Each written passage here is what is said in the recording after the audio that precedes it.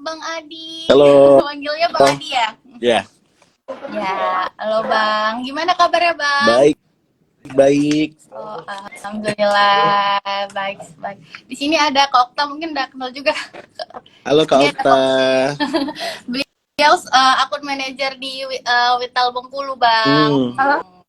Saya di eh, kalau saya di Indibis Sumateranya. Kalau oke. Kak Okta di Bengkulu. Wah, kita ini udah dari seberang-seberang ya. Benar, benar. Tapi tetap satu pulau Sumatera ya kan. Kurang-kurang lebih Mata gaya bahasanya mirip-mirip lah ya kan. terkait lah ya.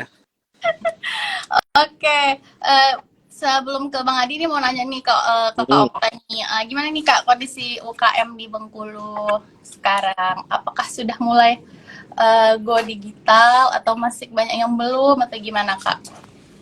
Oke, mungkin kalau mau kasih gambaran sedikit ya selama kemarin sempat ke pelanggan-pelanggan gitu, memang kan setiap kali kita ke pelanggan sekalian edukasi ya terkait produk-produk digital Telkom gitu. Mungkin ada beberapa yang sudah menggunakan produk-produk digital, mungkin nggak hanya dari Telkom gitu ibaratnya. Kita kasih opsi juga nih Kak dari Telkom, contohnya untuk metode pembayaran gitu. Di Telkom kan juga sudah mengadopsi KRIS, namanya itu Indibis. Tuh. Jadi tujuannya kan juga untuk mempermudah bisnis juga ya, transaksi bisnis. Nah, kita sudah terbiasa dengan sistem cashless nih sekarang. Apalagi di Bengkulu kan memang banyak pendatang juga yang dari luar daerah ya. Benar. Dengan luar daerah itu sudah mengadopsi sistem cashless nih. Jadi kita mau bawa budaya itu juga ke Bengkulu. Ada beberapa yang udah mau menerima, tetapi mungkin juga ada beberapa yang perlu edukasi lebih lanjut gitu sih Kak. Oke, jadi ya sih sekarang kan memang kalau pelaku usaha tuh kalau kita kalau ke tempat usaha atau mau beli sesuatu kalau kita belum pakai kris tuh gimana gitu ya kayak kurang kayaknya kan, apalagi kayak kita kaum perempuan ini ya jarang-jarang bawa uang cash, dompet seminimal mungkin ya kan, cuma yang penting bawa dompet dan HP tinggal tap tap tap nah gitu ya. Jadi kalau punya usaha belum memakai kris itu kayaknya harus mulai dikenali lah ya sekarang ya. Oke, mungkin boleh langsung uci balik ke Bang Adi. Bang Adi Idam Siregar, nama lengkapnya ya Bang ya. Bang Adi ini seorang content creator dan founder proyek Barbel. Nasi kecil dan gimana macam Bang? Kiwi atau Kiwi Merch ya. Kiwi Merch, betul. Dan Presiden Aikuna.id atau official akun of Alumni Association of Indonesia. Okay. Sebelumnya sih penasaran ya kan, awalnya sih Uci kira founder proyek Barbel itu apa ya, alat berat gitu. ternyata bukan ya sebenarnya. Boleh diceritain nggak Bang itu apa sebenarnya? Mungkin di luar sana banyak yang kayak Uci ya bingung apa sih mungkin founder proyek Barbel itu apa gitu detailnya. Boleh dijelasin nggak Bang? Oke. Halo semuanya. Jadi kenalin, nama aku Adi Idam Siregar, dipanggilnya boleh Bang Adi. Aku juga kebetulan sekarang kerjanya nyambung nih sama Telkom dan Indibis juga di bidang telekomunikasi juga. Oh aku iya. Ilmu komunikasi ya Bang ya. Betul. Oh, iya. Aku kerja di Kementerian Kominfo sekarang di RRI Bengkulu. Jadi penyiar. Oh. Kebetulan aku tuh juga suka ngajar kan. Jadi aku tuh pernah bangun satu organisasi namanya Barbel. Itu tuh singkatan dari belajar bersama Scrabble. Oh. Jadi aku tuh dulu tuh mikir kayak harusnya aku tuh cari satu program tapi yang emang namanya tuh catchy gitu loh, biar menang di hati gitu kan, biar winning in heart. Jadi kira-kira apa nih nama yang catchy, jadi aku pakai nama Barbel karena pasti lebih mudah diomong sama orang-orang, pasti kayak kepo ini Barbel ngajar atau nge-gym nih gitu kan. Betul. Aku juga kira gitu. Ternyata tuh ngajar. Aku juga suka ngajar bahasa Inggris sama soft skill di beberapa desa di Bengkulu sama di luar juga. Jadi aku udah lumayan sering ke desa-desa tertinggal. Dan aku juga lihat sih beberapa perkembangan kayak nggak cuma pendidikan tapi juga UMKM sama masyarakat di sana. Oke. Ya, jadi itu teman-teman, founder proyek Barbel tuh bukan yang kayak Uci kira ya, bukan kayak orang-orang yang main alat berat, Betul. kan ya. Oke, di sini juga ada bisnisnya Bang Adi tuh ada kayak nasi kecil tuh juga udah kepo-kepo kan, tuh kayak nasi yang imut-imut gitu ya, berbagai macam lauk gitu ya. Itu mulai kapan tuh Bang terbentuknya usaha itu? Mulainya Kalau tahun boleh tahu. 2022 sih, baru setahun jalan, tapi udah lumayan sih karena emang kita pushnya pakai branding sama konten, akhirnya juga di Bengkulu bisa dibilang terkenal sih, lumayan terkenal sama di kalangan macam ini gitu. Itu kayak ini kayak sih kayak nasi nasi kalau di sini bilangnya tuh kayak nasi padang tapi dibuat kemasannya tuh imut-imut gitu. Kayak kayak nasi onigiri gitu loh. Oh iya, iya. Soalnya aku udah lihat si bungkusnya tuh kayak Ya tinggal dibuat dibuka, iya tinggal makan habis itu udah buang udah gitu ya buang. kan. Ya. Oke, gitu. Oke, mungkin aku bisa balik lagi ke Okta ya. Eh, Pasti Kak Okta udah banyak mengenalkan apa aja gitu ya produk Telkom ke para pelaku usaha di Bengkulu ya. Menurut Kak Okta tantangan terbesar yang Kak Okta alami nih selama mendigitalisasi UKM tuh di Bengkulu apa sih Kak? Boleh kasih tahu nggak Kak? Di sana tuh apa tantangan terbesar yang Kak Okta alami? Mungkin sekedar sharing juga kalau misal saya gitu keliling gitu kan ya ke pebisnis di Bengkulu, baik itu bisnis medium enterprise maupun UMKM gitu, memang masih banyak nih yang belum terlalu melek dengan teknologi. Jadi ketika kita perkenalkan ataupun kita berikan edukasi itu, mereka menganggap itu belum familiar, jadi masih cukup banyak penolakan nih Kak terkait produk-produk digital gitu. Dan juga masih banyak mindset masyarakat itu menganggap kalau kita menggunakan produk digital pasti membutuhkan biaya yang lebih besar gitu. Padahal kalau misal dihitung secara cost nih, cost wise gitu ya, itu pasti lebih murah dibandingkan ketika kita melakukan marketing manual gitu ya ibaratnya. Iya benar-benar. Ya, karena kan kayak ini ada suatu terobosan baru nih, sedangkan masyarakat itu belum terlalu melek, jadi belum siap sih sebetulnya kayak gitu. Dan juga memang mereka menganggap ketika kita harus digitalisasi ini berarti kan akan ada tambahan pekerjaan yang berat gitu ibaratnya. Mereka sudah kewalahan dengan apa bisnis mereka existing gitu, sekarang ditambahin dengan kita harus migrasi ke digital seperti Iya itu sih betul. Kak. Ya, kayak gitu. Jadi kalau di sini sih memang problemnya di mindset pricing ya gitu. Ibaratnya kayak pasti lebih mahal nih kalau menggunakan e-commerce atau menggunakan kris, nanti ada potongan dan lain-lain gitu. Jadi kita masih mengadopsi cara bisnis manual gitu atau tradisional kayak gitu sih Kak.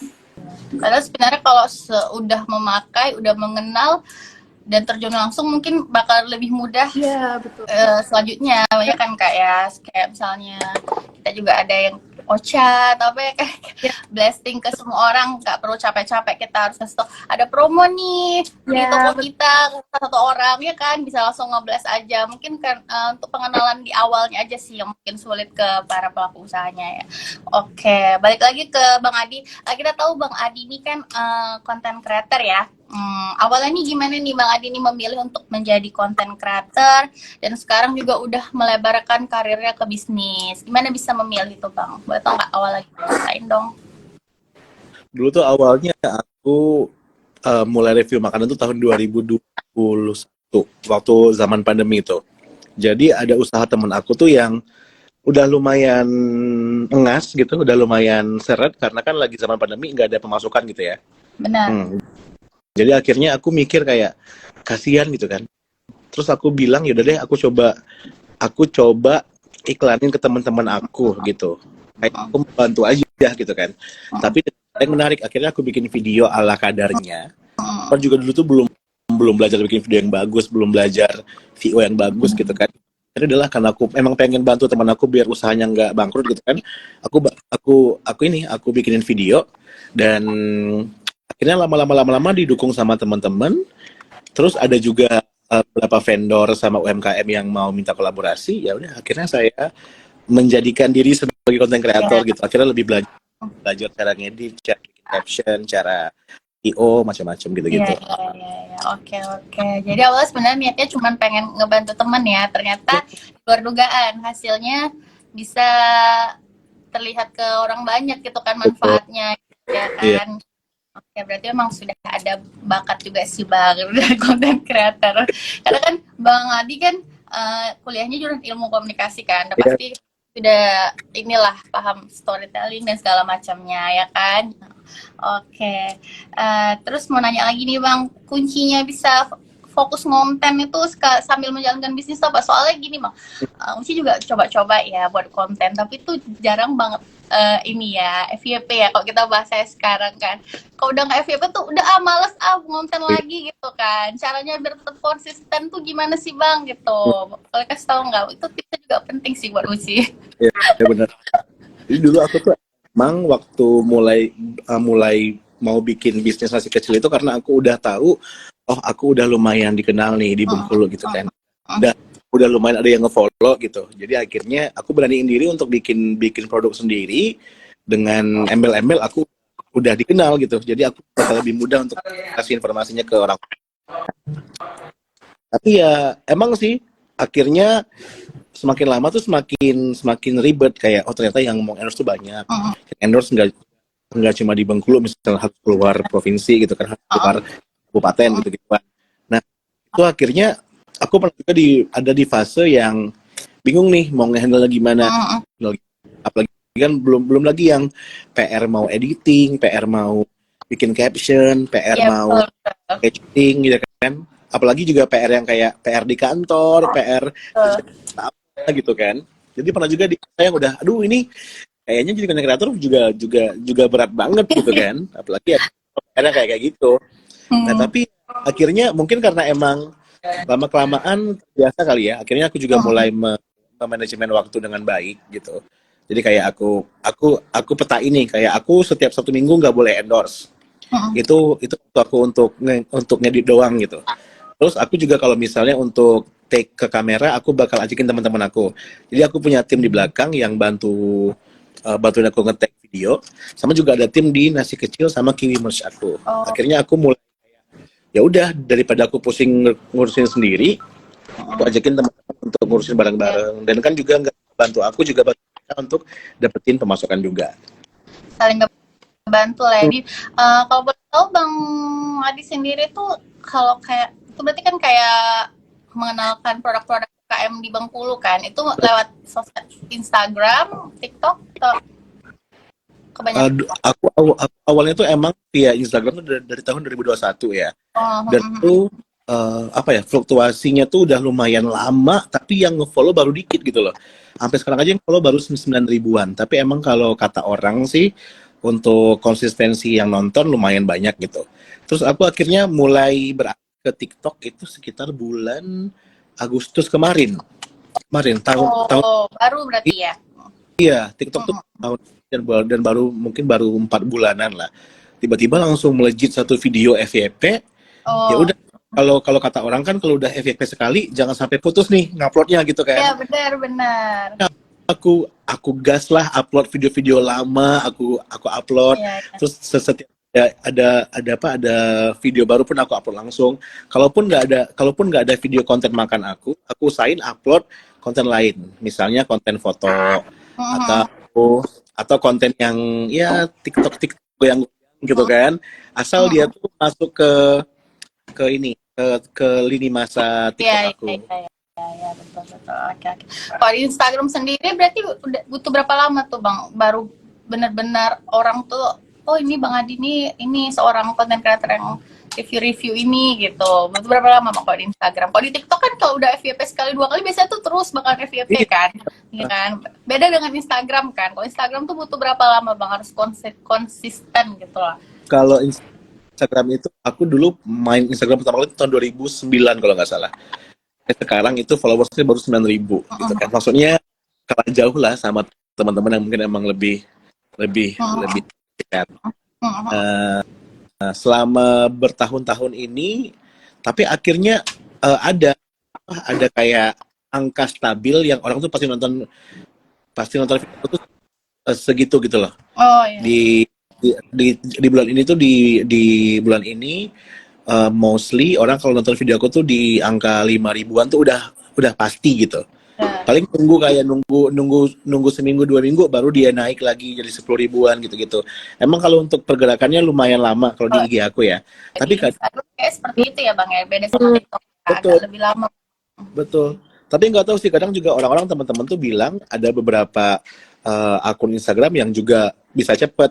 Mm-mm. Emang sih kalau ngomongin cepet atau lambatnya emang yang pertama dari segi konten Iya, kali ya. Konten emang yang mana.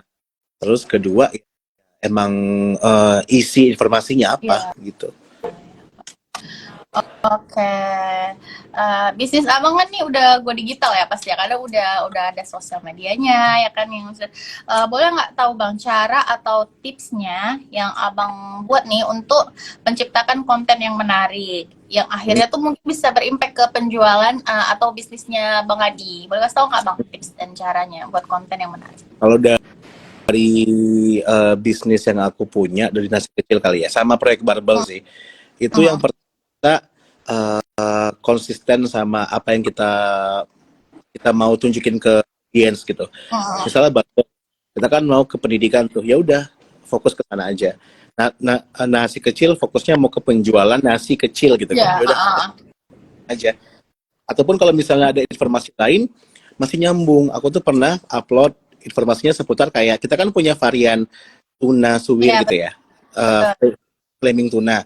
Nah, aku kasih informasinya seputar tuna. Apa sih manfaat Oh tuna? Jadi kan ya, apa gizinya pas gitu-gitu gitu ya. ya. Eh, Kita tertarik untuk mencoba gitu ya kan. hmm, kayak Masukin kalau lagi. kamu makan makan rendang, kamu bakal dapetin apa nih gitu-gitu. Iya, iya, Jadi iya. masih nyambung. Terus aku juga sebisa mungkin setiap postingan itu ada ciri khasnya. Kalau di proyek barbel itu kita lebih lebih fun Mm, lainnya ya. mm, mm, mm.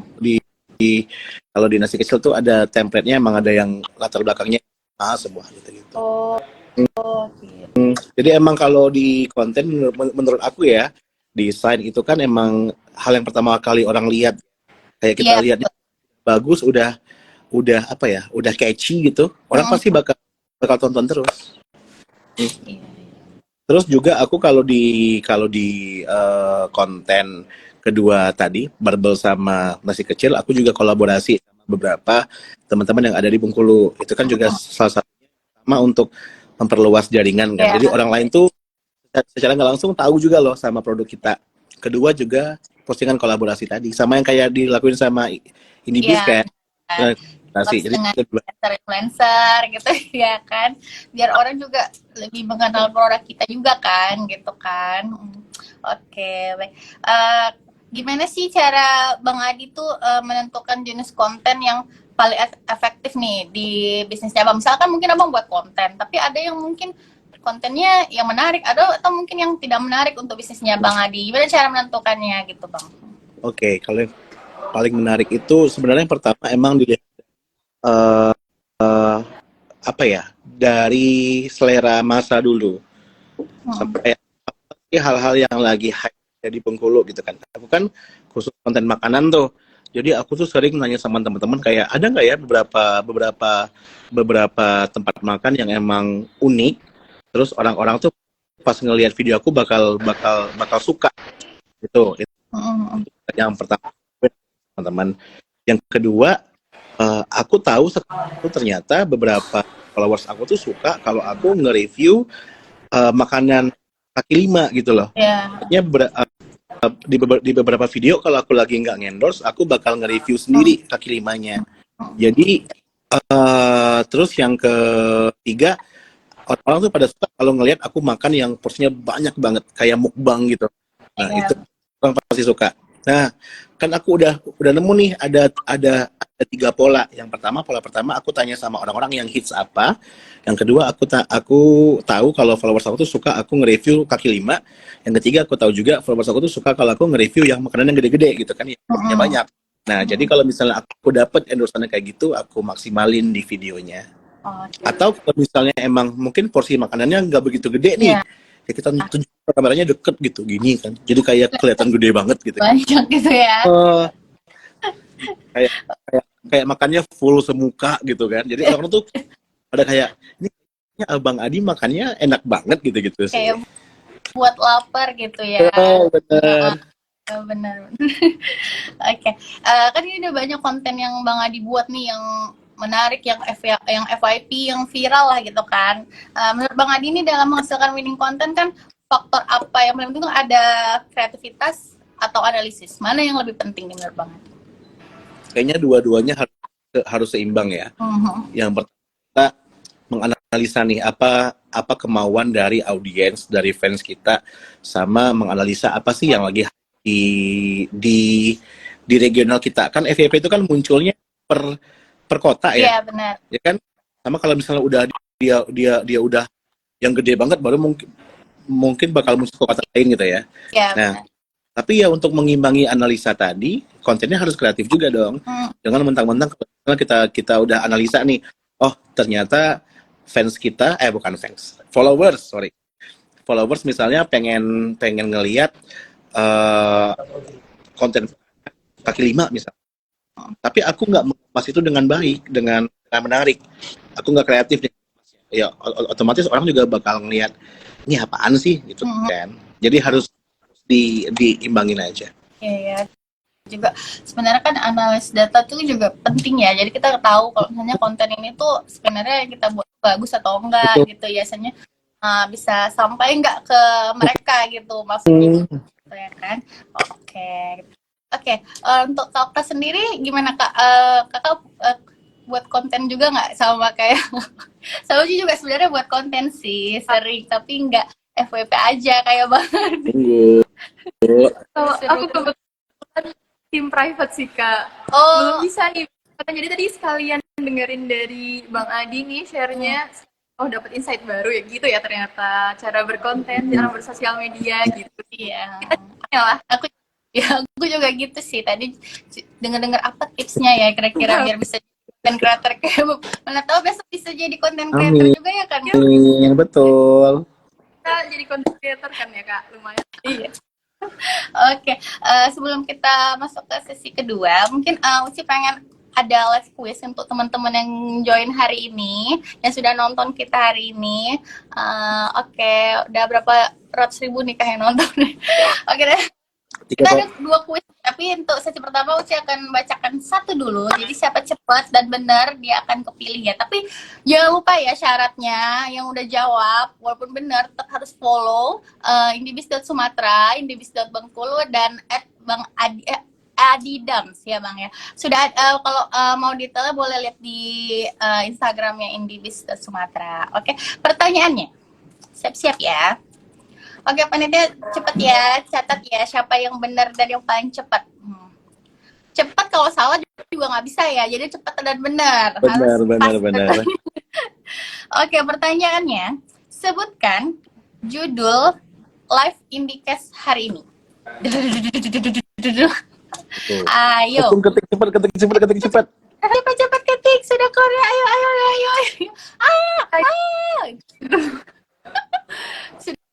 Sudah ada kah? Belum ada. Cepet. Ayo buruan. Hadiahnya bisa untuk weekend, malam mingguan. Ada di Bener live kan, Bang. Ini kurang lengkap. Ayo. Kurang lengkap. Minta sama Cepet. Ayo. Ayo. Seni mas kan gimana panitia sudah ada kah? Sudah ada 1 ya. Yang sudah benar, yang sudah jawab dan benar, nanti namanya akan kita sebutkan di akhir acara ya, atau boleh juga mungkin dicek nanti di Instagramnya indibis.sumatera ataupun indibis.bengkulu untuk pemenang yang sudah kepilih. Jadi tapi wajib harus sudah follow ya teman-teman, walaupun nanti udah benar dan udah cepet tapi ternyata belum follow, nah kita nggak jadi kirim hadiahnya. Kita aja ya kan Bang, untuk weekend. Iya, untuk bantu UMKM di sini ya. Kopi kita nanti. Oke, lanjut ini kembali ke Kak Okta ya. Menurut Kak Okta nih apa sih saran yang dapat diberikan kepada pemilik bisnis yang ingin memulai nih digitalisasi pada bisnis? Boleh kasih Kak saran menurut Kak Okta ya? Apa tuh Kak? Kalau menurutku sih saran pertama banget dan yang paling basic nih, mau menerima hal baru gitu. Ibaratnya kan kita sekarang benar-benar di dunia digital banget ya hidupnya gitu. 24/7 kita pegang HP dan lain sebagainya gitu. Ketika mereka ada suatu teknologi baru dan terobosan baru tetapi nggak mau nerima kan juga susah juga Ya, ya. Sedangkan kalau benar. misalnya di kita udah borderless nih hidupnya, udah nggak ada batasan dengan negara orang dari negara manapun gitu. Kita bisa terkoneksi melalui sosial media dan lain-lain kayak gitu. Kemudian di maraknya bisnis yang ada saat ini, kita perlu kreativitas yang tinggi gitu. Karena kita perlu menjadi yang unik di antara ribuan bisnis yang sama ibaratnya gitu. Kita jualan makanan, semua orang bisa jualan makanan, tapi apa yang membedakan kita dari pebisnis lain, nah itu tuh yang perlu dicari gitu. Key point-nya tuh itu gitu ibaratnya. Kemudian juga tadi sudah disampaikan juga dari Bang Hadi, mungkin kita sekarang tuh nggak bisa hidup secara individual gitu ya. Kita perlu kolaborasi dengan berbagai pihak untuk tercapainya suatu tujuan gitu. Ibaratnya bisnis nggak bisa cuma kita aja, kita pasti butuh, misal nggak punya modal, butuh yang bisa memberikan modal ke kita nih, contohnya kayak gitu. Terus nanti misal kita nggak bisa belum terlalu mahir di marketing, kita juga perlu mencari orang-orang yang mahir di bidang tersebut gitu. Jadi nggak bisa mengandalkan diri kita sendiri gitu sih. Jadi itu open to opportunity dan juga kolaborasi, itu sih yang paling utama menurut aku gitu sih Kak. Ya memang ciri khas itu penting ya Kak, kalau kita buka bisnis ya, jadi ciri khas kita gitu yang bisa dikenal sama orang ya kan, sama pasar gitu. Mungkin ciri khas Bang Adi apa makanya bisa dikenal di sana gitu, atau ciri khas kayak contohnya kayak nasi kecil, orang banyak jual nasi tapi yang nasi seperti Bang Adi kan nggak banyak gitu kan. Seperti itu, mencari ciri khas sendiri gitu. Oke, ke Bang Adi lagi nih. Gimana cara Abang tuh mengukur keberhasilan konten Abang di medsos dalam menggerakkan penjualan bisnisnya Abang? Oke. Aku mungkin lihatnya kedua sisi ya, bisnis aku sama aku bantu bisnis orang lain gitu ya. Mungkin acuan aku kalau dari segi penjualan, aku nggak ngelihat seberapa jumlah viewers atau likes ya. Aku ngelihat berapa besar income sama orang-orang ke tempat bisnis yang aku endorse atau yang aku videoin gitu loh. Jadi kadang tuh aku abis bikin konten, aku tanya sama teman-teman yang aku bantu untuk bikin video, aku tanya kayak gimana nih habis videonya naik, ada peningkatan nggak? Nah kadang tuh ada beberapa yang emang viewersnya nggak begitu banyak, tapi yang beli banyak banget gitu. Iya. Jadi aku kalau mengukur keberhasilan dari segi berjualan, aku rasa yang paling penting itu adalah ya seberapa besar income-nya. Meskipun keberhasilan dari segi digital bakal menaikkan nama merek gitu ya. Cuman ya kan listnya ujung-ujungnya juga bakal kita ya tadi menaikkan income pemasukan dari kita sendiri. Mungkin kalau itu mungkin kasusnya kayak dari mulut ke mulut ya. Mungkin yang nonton satu orang, tapi dia udah ngerasa Bisa orang jadi. lain kan. Iya Makanya gitu. penjualannya kalau di konten mungkin kurang oke, tapi penjualannya naik Iya, gitu. Mungkin kayak benar. ya gitu. Oke.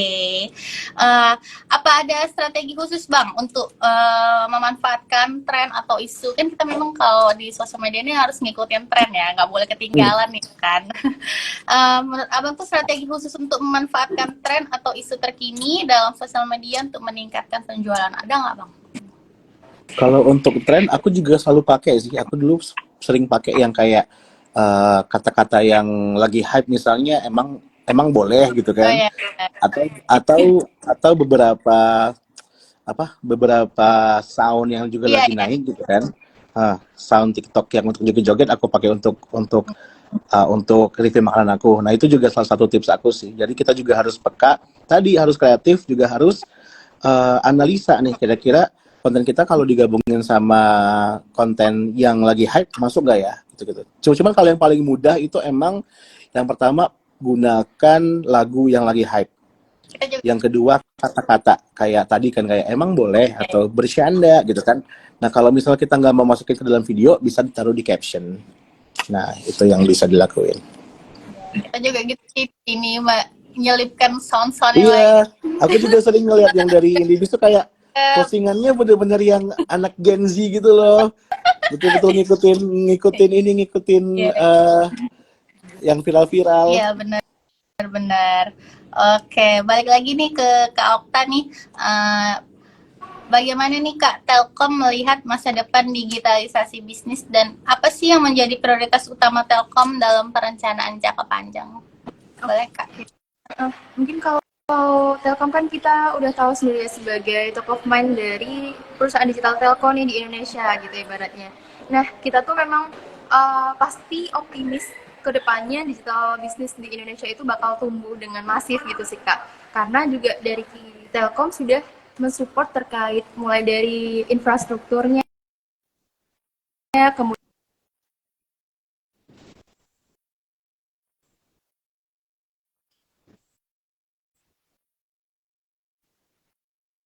Hmm.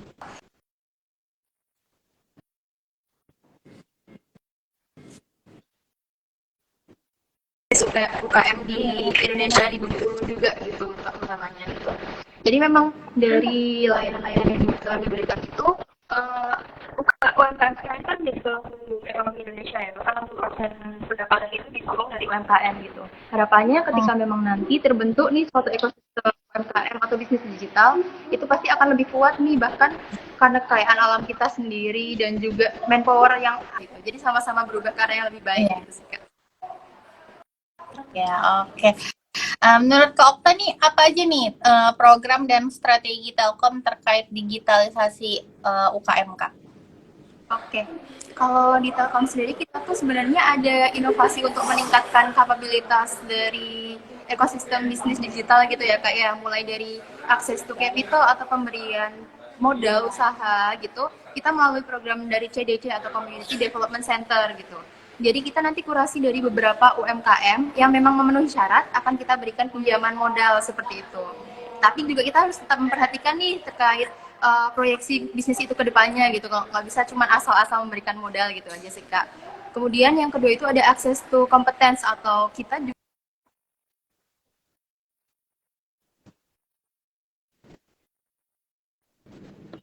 kepada para pelaku bisnis UMKM.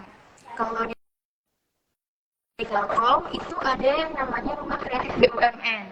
Untuk di Bengkulu sendiri, Bang, ini lokasinya tuh ada di Curup gitu. Jadi beberapa pelaku UMKM di daerah Curup itu sudah mendapatkan pelatihan nih, mulai dari bagaimana sih menyusun packaging yang menarik, kemudian bagaimana cara memasarkan produk melalui e-commerce seperti itu.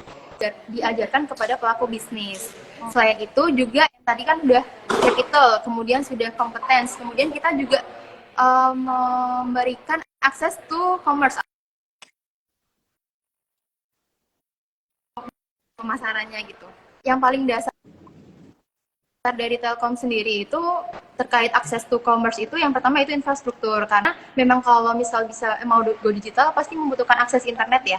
Nah, jadi kita memang sedang daerah saya belum terlayani internet dan lain-lain gitu.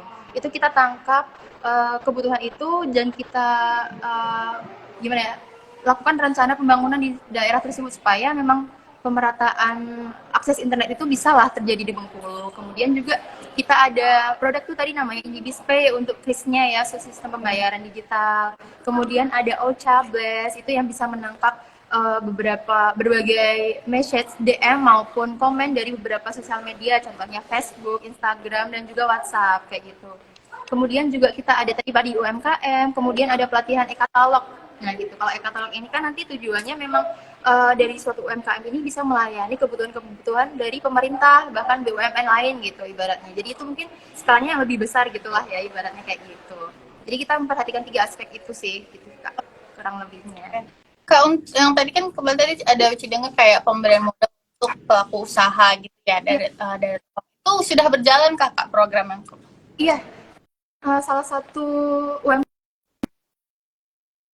di Bengkulu ini yang udah go nasional ya ibaratnya, itu ada Batik Atik, mungkin Bang Adi kalau tahu ya. Nah itu salah satu mitra binaan Telkom yang memang secara bina gitu ibaratnya, dari pemberian modal dan lain-lain itu dari awal sama Telkom ibaratnya gitu. Jadi memang secara kualitas tapi juga harus dipertimbangkan gitu, karena kalau di Telkom sendiri ya Kak ya, mungkin ada beberapa UMKM unggulan di suatu daerah itu yang akan terus dibina secara intensif, karena harapannya adalah akan dilanjutkan lagi nih supaya menjadi go global gitu. Terkadang dari UMKM itu kita ikut sertakan dalam suatu pameran internasional bahkan gitu.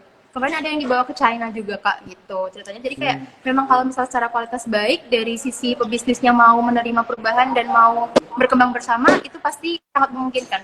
Kita pengennya Bengkulu juga dikenal nih di mata Indonesia bahkan dunia kalau bisa, karena memang Bengkulu ini banyak ya keindahannya, maksudnya banyak juga nilai jualnya.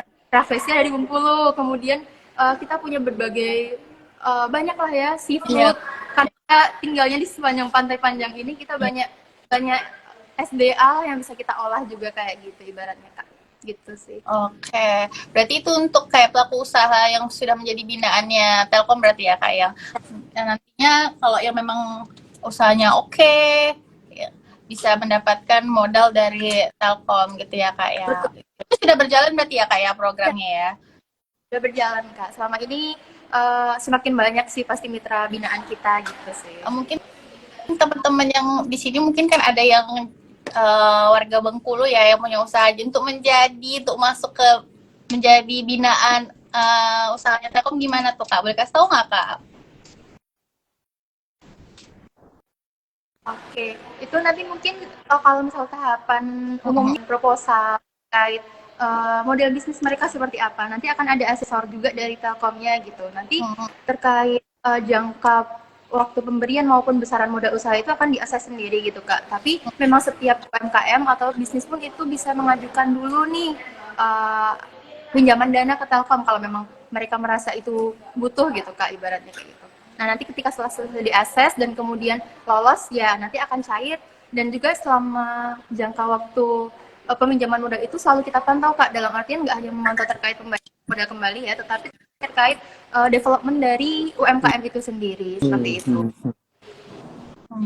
Oke, ini tadi soalnya ada yang nanyakan di mana tuh Kak syarat-syaratnya apa aja, mungkin pengen yang juga kan.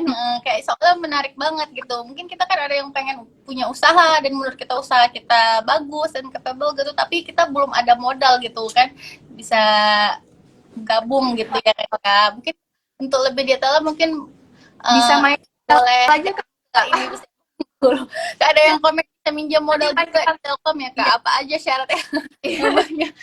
Kita nanya Kak, selalu menarik gitu kalau misalnya kayak kita kan berlomba-lomba berbisnis ya. Peluang apa aja kita jadikan bisnis gitu. Bener kan Kak ya? Jadi mungkin banyak yang tertarik sama program dari Telkom ini. Oke, kembali lagi ke makasih sebelum kembali lagi ke Bang Adi nih. Mau nanya nih Bang, gimana nih cara Abang menjaga konsistensi dan relevansi konten? Ini banyak anak konten yang boleh kasih tahu Bang. Yang pertama itu aku selalu menjaga bahasa dan pola kritik aku ya. Mungkin ada dari beberapa makanan itu yang mungkin kurang sesuai sama lidah aku, atau dari semua makanan ada kayak 2 makanan yang kurang nih gitu kan. Tapi aku nggak pernah bilang di media sosial itu kata-kata yang nyakitin gitu loh. Aku parafrasein. Misalnya dari rasa kurang asin gitu ya, tapi dari porsi emang gede. Jadi aku tonjolin yang gedenya gitu. Terus misalnya aku juga nggak bakal bohong, aku nggak bakal bilang ini enak banget, nggak. Kalau emang enak aku bilang enak, kalau emang nggak enak aku nggak bakal bilang enak sepanjang video itu. Nah itu salah satunya. Terus aku juga untuk menjaga kredibilitas aku tuh punya jargon sendiri yang aku bangun. Jadi namanya tuh Ceklan Ilham itu yang di TikTok. Nah itu tuh dulu tuh sebenarnya adalah obrolan lucu-lucuan sama teman-teman. Jadi kayak kalau ngomong tuh saling ganggu gitu kan. Kamu nih Ceklan Ilham banget gitu. Nah lama-lama mikir kayak apa ya di konten aku tuh kata yang aku banget, tapi biar orang-orang tuh pada ingatnya aku gitu. Akhirnya aku pakailah kata Ceklan Ilham itu jadi jargon di TikTok aku sampai sekarang. Artinya tuh enak sebenarnya. Jadi orang denger itu ya Bang Adi nih gitu ya kan. Iya, kan sama kayak misalnya kita kalau ngomongin apa ya? Kalau misalnya yang lain kan juga konten elektronik kan misalnya Tan Boy Kun gitu kan. Kalau kita ngomongnya Kun aja pasti orang kayak langsung kepikiran si Tan Boy Kun nih gitu. Ya kan? Jadi emang ada beberapa nama atau jargon yang emang gimana caranya orang-orang tuh pada ingat sama kita. Gitu. Benar. kayak yang kalau boleh ini kan kayak yang lagi viral di TikTok tuh kayak kalau abang tahu Cesku ya gitu kan Iya. setiap dengar jadi kita langsung ini kan Benar, benar, benar, benar. kurang lebih seperti itu ya. Jadi terus untuk menjaga konsistensi konten abang tuh kayak misalnya kalau mau mengkritik tuh boleh tapi mungkin dengan kata-kata yang lebih ini ya lebih halus atau mungkin ditunjukkan atau ditonjolkan yang positifnya nih jadi orang tertarik gitu ya bang ya. Betul. Atau juga mungkin kalau misalnya kita belum nemu nih, ada kalimat tertentu atau ciri khas yang bisa kita bangun untuk bikin orang-orang itu ingat sama kita. Kita bisa gunain mungkin kayak Siska Call gitu. Itu kan ngomongnya kan ada intonasi kan. Iya. Kenapa? Nah, gitu kan. Nah, itu adalah ciri khasnya. Iya. Jadi kalau misalnya itu kan bisa dibikin. Mungkin ada yang juga pas teman-teman aku tuh ada yang bikin konten awalnya tuh ngomongnya hari ini makan ini, hari ini makan ini, hari ini makan ini. Jadi itu terus dipakai. Jadi orang-orang tuh akhirnya pada ingat, oh dia nih kalau bikin konten awalnya ini gitu. Iya. Udah ciri khasnya emang. Kayaknya udah bisa sih Uci buat seperti itu. Nanti pikir-pikir dulu Bisa. biar Emang orang Uci emang Uci mau bikin konten apa? sih pengennya sih kemarin tuh sih segmennya ibu-ibu ya kan Uci kan ibu-ibu tapi ini nggak FYP gitu loh jadi bingung gitu apa kurang oke gitu kan kesehariannya ibu-ibu gitu nggak tertarik orang kayaknya sih ada sih kemarin tuh buat kayak konten di apa kayak seharian di kantor gitu tapi ini komennya kebanyakan yang lain gitu. Oke. Komennya kebanyakannya jadi infoloker jadinya. Gak ada yang nanya saja, Kak itu spill bajunya gitu kayak atau apa gitu. Kalau saya dia nanya gitu kan kita bisa buat konten lagi gitu kan. Kok infoloker gimana Bang? Atau mungkin boleh pakai bait, pakai bantuan temen. Gimana tuh Bang? Kalau Jadi misalnya si Uci itu ada satu konten, tapi Uci itu udah punya siapin satu konten. Kalau ada yang nanya gitu kan, misalnya. Nah kalau misalnya nggak ada yang nanya, ini suruh temen komenan itu. Kayak komen tolong dong komen Iya. Gitu soalnya kita udah buat kan sebenarnya. Cuman kok nggak ada yang nanya sih gitu. Bagi nanya infoloker semua apa yang mau dijawab? Tapi itu juga sebenarnya membantu sih dulu pun aku pas awal-awal bangun IG untuk endorse sama TikTok tuh aku juga nge-share terus ke teman-teman. Aku share, tolong share ulang dong, tolong komen, tolong apa gitu kan. Karena emang kita kan butuh exposure ya. Jadi dari teman-teman itulah mungkin teman-teman dia lebih besar engagementnya ke orang lain. Akhirnya aku minta tolong sama dia. Nah, itu juga boleh jadi salah satu tips dan trik kalau misalnya emang belum ada yang nanya, ya udah kita tanya sendiri aja, nggak apa-apa. Iya sih, nggak apa-apa ya kan kalau awal-awal ya kan. Bener. Oke, lanjut lagi ke Bang Adi nih dalam menghadapi persaingan konten nih di media sosial nih, apa yang menjadi strategi unik Abang untuk menonjol dan memenangkan perhatian konsumen? Oh tadi ya, kayak buat jargon gitu ya. Tadi benar. Terus ada yang lain nggak Bang kira-kira Bang? Aku makannya semangat. Kan ada yang makan tuh kayak makan cantik gitu ya, kayak gitu ya. Kalau aku makannya kayak wah ini gitu kayak makan gitu. Terus kayak misalnya makannya nasi padang gitu kan, atau makan nasi yang emang bisa pakai tangan, aku pakai tangan. Jadi emang kayak jadi si yang nonton tuh juga kayak merasa oh iya nih kalau makan emang harusnya gitu loh. Kan mungkin ada beberapa teman-teman tuh yang makan nasi yang belepotan makannya pakai sendok gitu kan. Which is itu kan juga mungkin beberapa orang aja yang makan pakai sendok gitu kan. Kalau makan pakai tangan kan seluruh orang Indonesia makan pakai tangan gitu ya. Kalau bisa dibilang. Jadi aku itu sih beberapa tipsnya, bikin jargon terus disesuaikan sama keadaan makanan dan budaya yang ada di Indonesia. Tadi kan tadi bilang sering kan kemarin kebanyakan tuh sering kayak makanan kaki lima gitu kan yang banyak.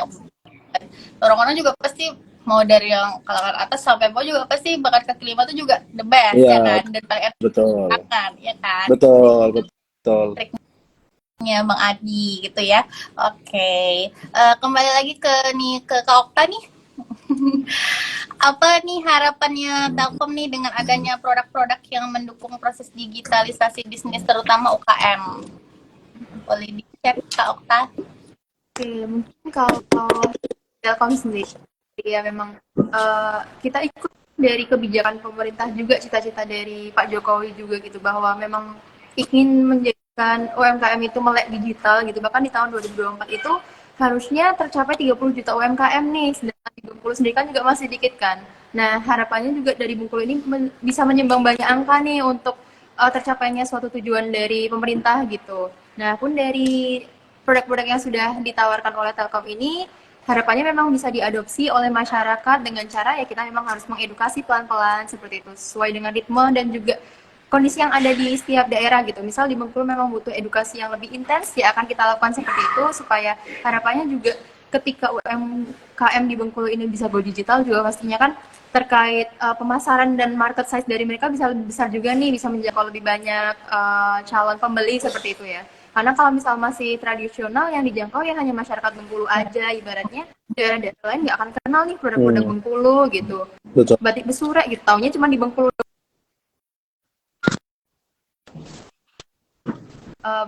Di daerah lain, padahal batik Besurak itu khas Bengkulu dan juga emang bagus banget secara kualitas.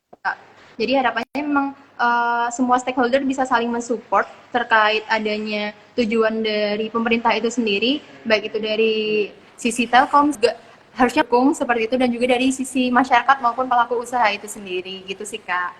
Jadi kita gerak sama-sama untuk mencapai satu tujuan itu gitu. Iya memang. Sayang sih memang kalau usaha gitu ya menarik, enak gitu. Tapi kalau misalnya belum kenal go digital tuh nih ya kayak sayang gitu ya kan Kak ya.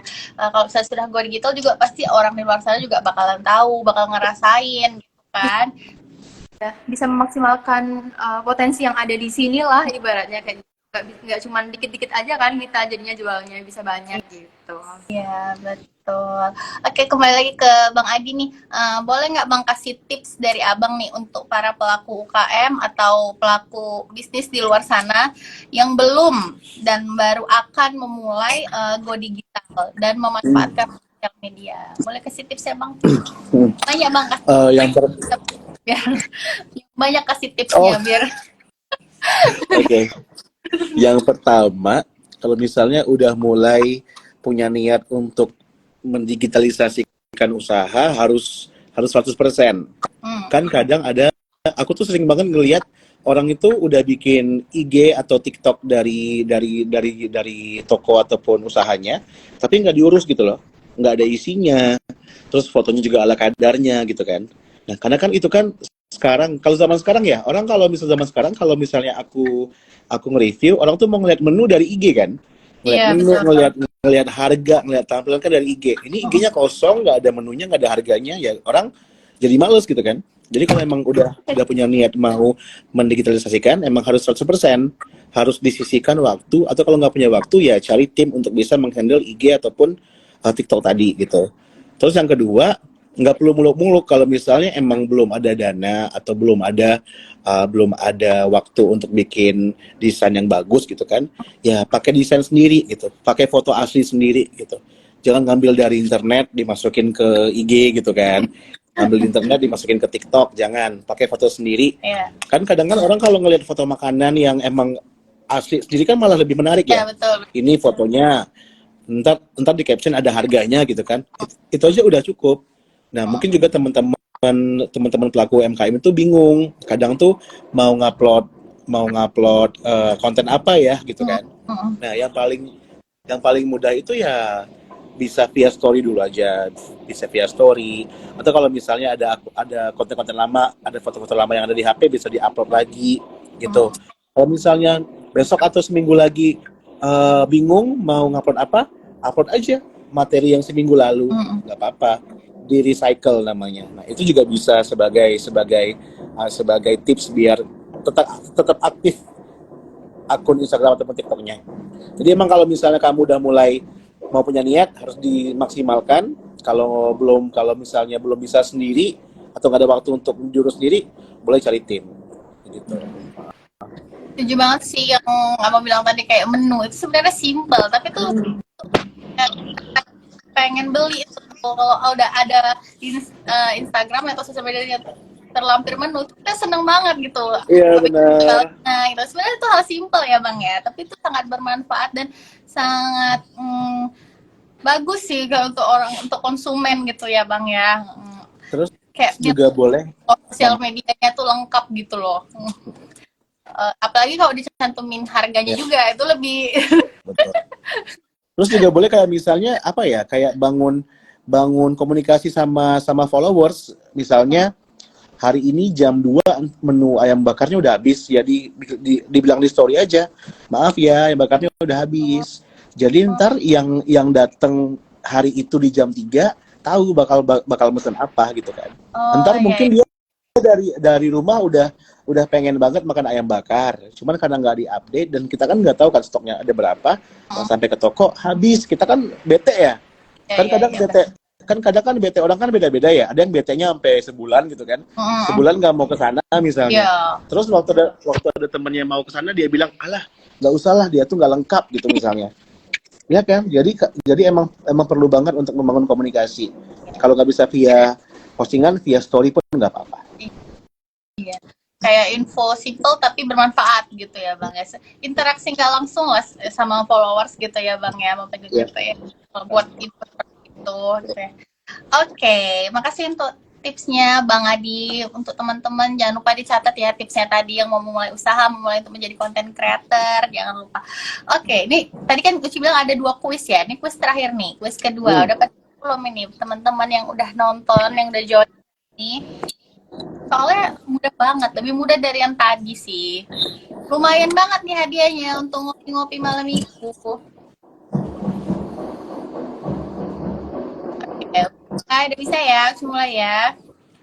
Sebutkan 2 produk Indibis yang dapat membantu proses digitalisasi bisnis kamu. Ayo, banyak loh produknya. Ini bebas apa aja ya kan Kak Okta ya? Banyak ya?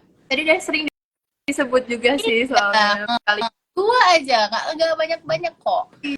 betul. Udah ada yang jawab tuh Kak? Udah ada ya? Oke, sepertinya sudah ada. Dan untuk yang udah jawab, jangan lupa ya untuk follow akun-akun yang udah Uci sebutin tadi, di Bis Sumatera, di Bis Bengkulu, dan Bang Adidams. Oke, ini kita sekarang udah masuk ke Q&A. Ada sering tanya, Bang. Pilih yang paling tepat, itu ada 3. Kita milih berapa nih? 3, tapi ini udah dipilih sama abang-abang panitia. Siap. Oke, pertanyaan pertama nih.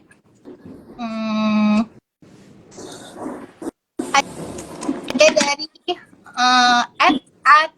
@a_ricatur untuk Bang Adi. Bagaimana sih Bang menyatukan copywriting dengan personal branding media sosial supaya tetap terlihat natural, namun tetap menarik?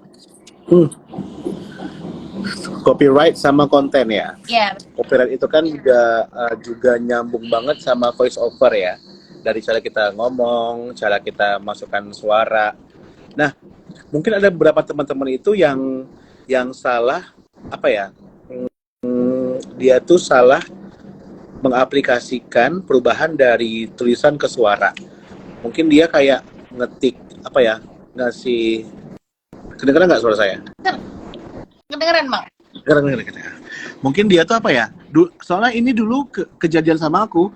Dulu aku waktu bikin video itu aku ngerekam 1 kali, aku mau langsung betul sampai ujung. Misalnya aku udah bikin nih di ini kan, aku udah bikin skripnya, aku udah cek yang salahnya kemana, aku udah cek yang mana, terus aku mau baca tuh dari awal sampai ujung tuh harus benar. Jadi 1 teks full itu jadi 1 file. Nah itu mungkin yang bikin kita males dan kesalahan juga kalau mau bikin konten. Nah cara yang paling benarnya itu adalah menurut based on my experience ya. Jadi kita itu bisa potong-potong aja bagiannya. Kita ngomong sebentar, kita diam, ngomong lagi lanjutin diam. Ntar tinggal diedit, di deket-deketin suaranya. Jadi kayak akhirnya kan kalau udah diedit kan jadi kayak ngomong terus kan. Karena Iya, kita iya. ngomongnya tuh separuh. Nah gitu. Terus kalau masalah copyright yang dalam bentuk tulisan itu ya emang kalau seorang content creator juga harus at least harus punya kemampuan untuk mengedit tulisan sendiri ya. Kalau misalnya dia nggak punya tim, kan kalau tim content creator yang udah gede kan dia punya yang bikin naskah siapa, bikin caption siapa gitu kan. Kalau ini kita kerjanya individu sendiri, ya udah kita kerjain sendiri. Mungkin boleh pakai bantuan. Kan sekarang banyak tuh di apps ada kayak AI checker, grammar gitu-gitu kan. Itu juga boleh dipakai untuk bantu kamu. Misalnya kamu bingung nih mau cari kosakata apa, boleh kok pakai bantuan itu. Cuman ya ntar diedit sesuai sama kebutuhan konten kamu sendiri.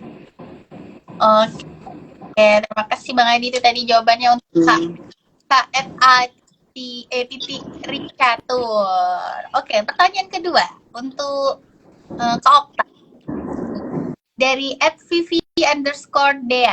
Kak Okta, gimana sih cara agar digitalisasi dapat diterima oleh masyarakat luas? Apakah ada program-program maupun kegiatan khusus yang diterapkan? Boleh dijawab? Oke, mungkin kalau terkait gimana sih cara digitalisasi supaya dapat diterima dengan mudah juga ya oleh masyarakat kayak gitu.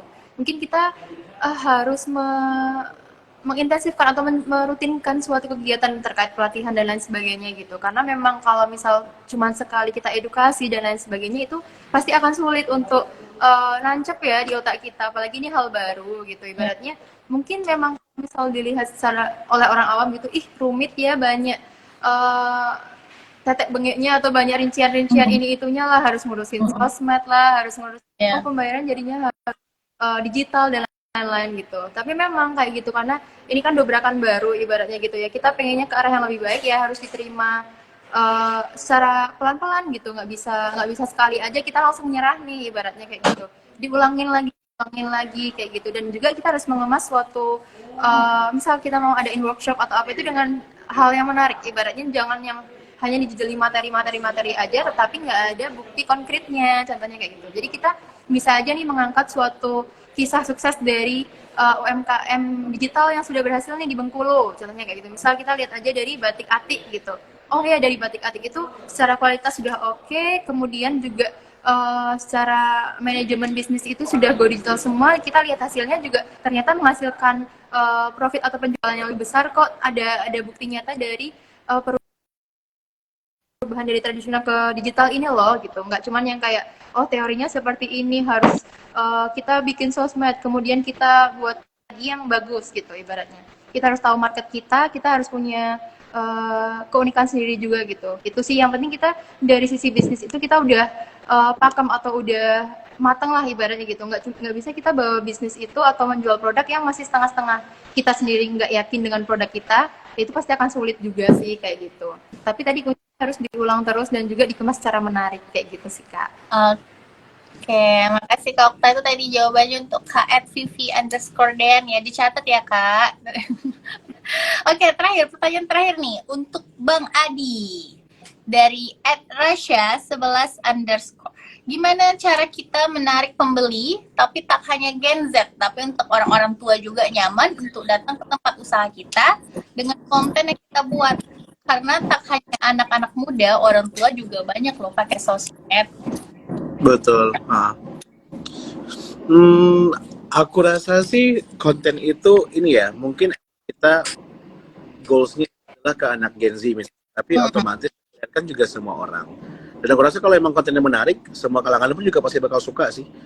Mungkin untuk tips lainnya, yang pertama kali ya, yang pertama itu kamu bisa kasih informasi sedetail-detailnya, karena kadang orang-orang tua itu males baca, sama mungkin males nonton sampai akhir gitu kan. Jadi bisa kamu langsung dari awal tuh langsung to the point nih, lokasinya di sini, buka jam segini, kisaran harganya segini gitu kan. Sama juga ini penting banget, kamu juga bisa kasih caption yang tertulis di video, kayak kita ngomong apa, subtitlenya keluar gitu loh. Itu kan juga membantu.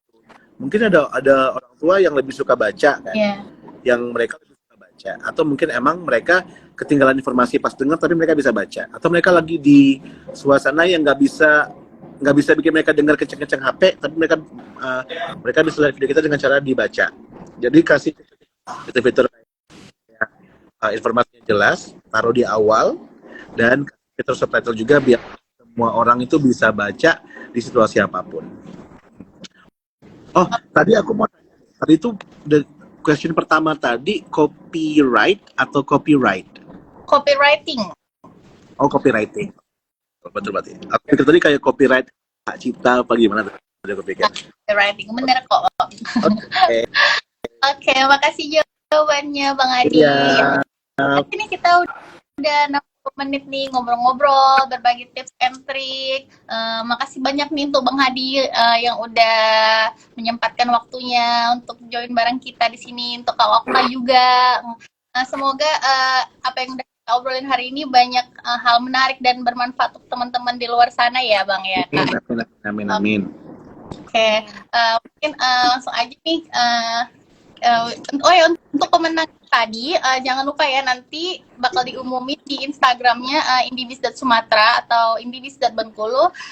Dan jangan lupa nih untuk follow Bang Adi juga nih. Makasih banyak nih ya Bang Adi ya. Sama. Semoga sukses selalu, sehat. Untuk Kak Okta juga jangan lupa main-main ke Medan. Nanti ke Medan. Ditunggu. Oke. Banyak ya Kak, Bang, waktunya, dan teman-teman juga yang udah hadir di sini. Terima kasih banyak untuk antusiasnya. Semoga kita bisa bertemu lagi di Indicast selanjutnya dan bersama bintang tamu lainnya yang lebih keren-keren kayak Bang Adi nih salah satunya. Amin. Amin. Oke, makasih banyak. Thank you semuanya. Oke, assalamualaikum warahmatullahi wabarakatuh.